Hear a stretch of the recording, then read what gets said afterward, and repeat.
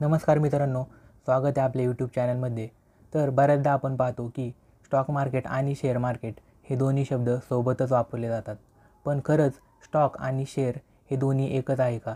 का तिथे दोघांमध्ये काही फरक आहे? हे आपण आजच्या व्हिडिओमध्ये जाणून घेणार आहे। तर सगळ्यात पहिल्यांदा आपण स्टॉक म्हणजे काय हे समजून घेऊया। तर स्टॉक हा शब्द इंडिव्हिज्युअल कंपनीला आणि ओनरशिपला तिथं रेफर करतो। इंडिव्हिज्युअल कंपनी म्हणजे एक सिंगल कंपनी आणि ओनरशिप म्हणजे मालकी हक्क आपण तिथं समजू शकतो। जर आपण इथं उदाहरण बघायचं म्हणलं तर स्टॉकचा आपल्याला Reliance industries, Tata Motors, HDFC bank असे स्टॉक आपल्याला तिथं NSE आणि BSEवर लिस्टेड झालेले बघायला मिळतात। ज्यावेळी आपण म्हणतो की या कंपनीमध्ये मी इन्व्हेस्ट करणार आहे, रिलायन्स इंडस्ट्रीमध्ये मी इन्व्हेस्ट करणार आहे, त्यावेळी आपण असं म्हणतो की रिलायन्स इंडस्ट्रीजच्या स्टॉकमध्ये आपण इन्व्हेस्ट करणार आहे। आता पाहूया शेअर्स म्हणजे काय। तर शेअर हा शब्द तिथे युनिट्सला आणि क्वांटिटीला रेफर करतो। आपण हे एक्झाम्पलद्वारे अजून चांगल्या प्रकारे समजू शकतो। जर आपण इथे पहिलं वाक्य बघत असाल तर माझ्याकडे रिलायन्स इंडस्ट्रीजचे 5 स्टॉक्स आहेत।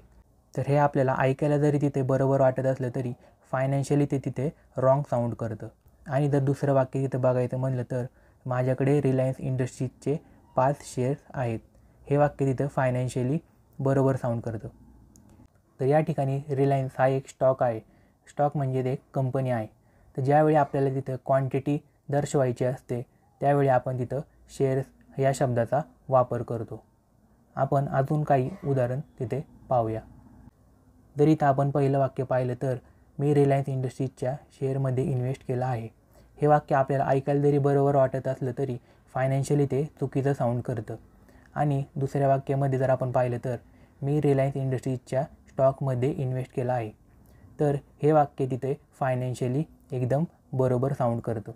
कारण मी जसं की आपल्याला म्हणलं की स्टॉक हे एका कंपनीला तिथं रेफर करतं आणि आपण इन्व्हेस्ट ज्यावेळी करतो त्यावेळी कंपनीमध्ये इन्व्हेस्ट करतो, म्हणजेच स्टॉकमध्ये तिथे आपण इन्व्हेस्ट करतो। शेअर्स हा शब्द आपण फक्त क्वांटिटी तिथं दर्शवण्यासाठी वापरतो। तर हाच होता स्टॉक आणि शेअरमधला छोटासा फरक। आय होप तुम्हाला हा व्हिडिओ आवडला असेल।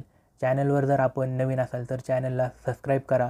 व्हिडिओ जर आवडला असेल तर व्हिडिओला लाईक करा, कमेंट करा आणि शेअर करा। भेटूया पुढच्या व्हिडिओमध्ये। धन्यवाद।